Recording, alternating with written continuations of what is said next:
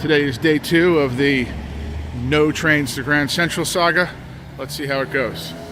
It's been suggested to me that there'll be more people on the train today because it's Tuesday, not Monday, but let's see how that happens. You can see the screen there, 7:14, 7:19.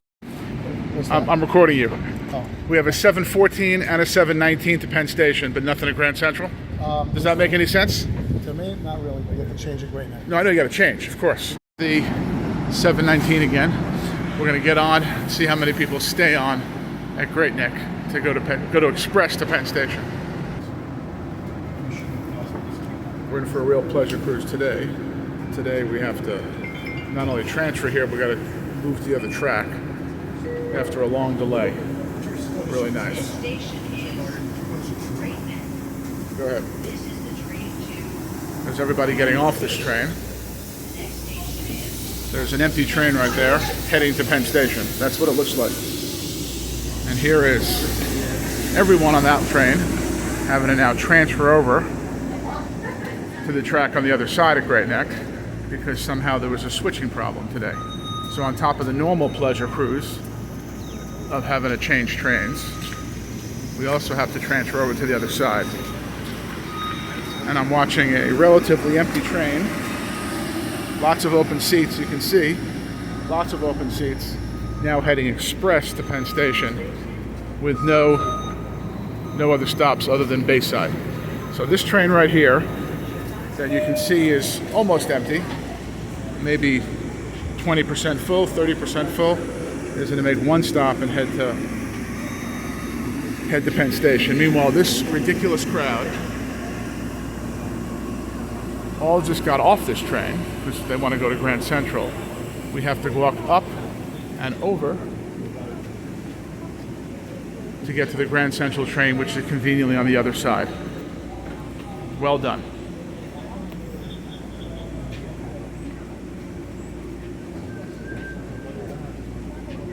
It's insane. Just nuts. Police are here for good reason. Someone's going to lose their mind. It might be me.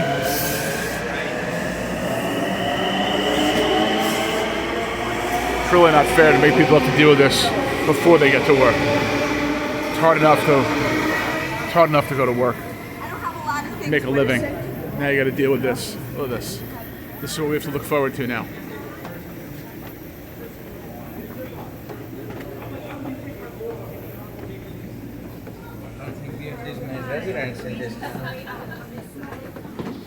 This is really something.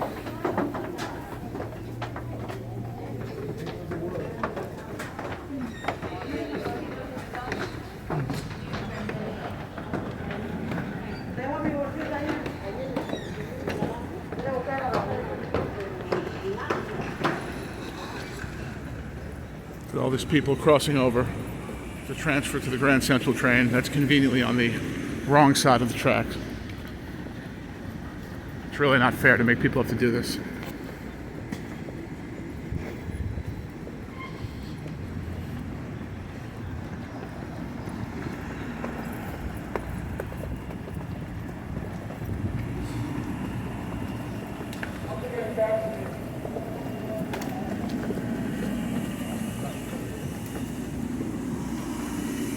Now here we are, not at all where I want to be on the train.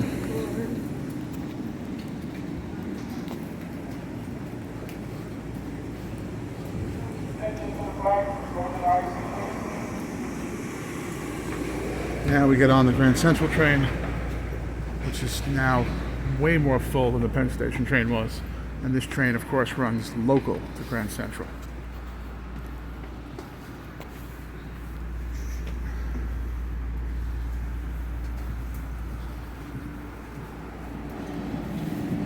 Again, this much more full train than the Penn Station train will be running local to Grand Central.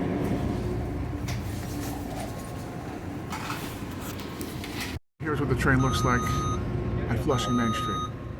Compare this to the Penn Station train that left from Great Neck that was empty. This train is completely packed. Not a single seat, and lots of people standing in the aisles.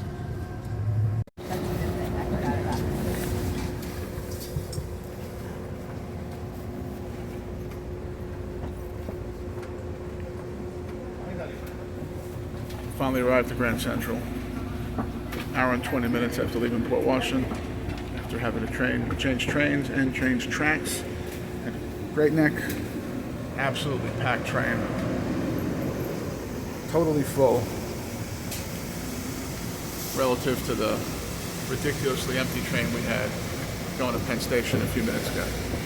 It's really something, guys. Here's what the Grand Central track looks like now. Completely packed. Usual problem, not enough stairs and escalators off these tracks. Huge backup. Brand new tracks with a huge backup. But not enough people traveling to Grand Central. One last point to note. Both yesterday's train and today's train, no conductor asked me or anyone else for a ticket. So obviously anyone who had monthlies didn't matter, but anybody who was paying for this ride, MTA lost out on that revenue. Just fabulous. 2 days, full trains, no one collecting tickets.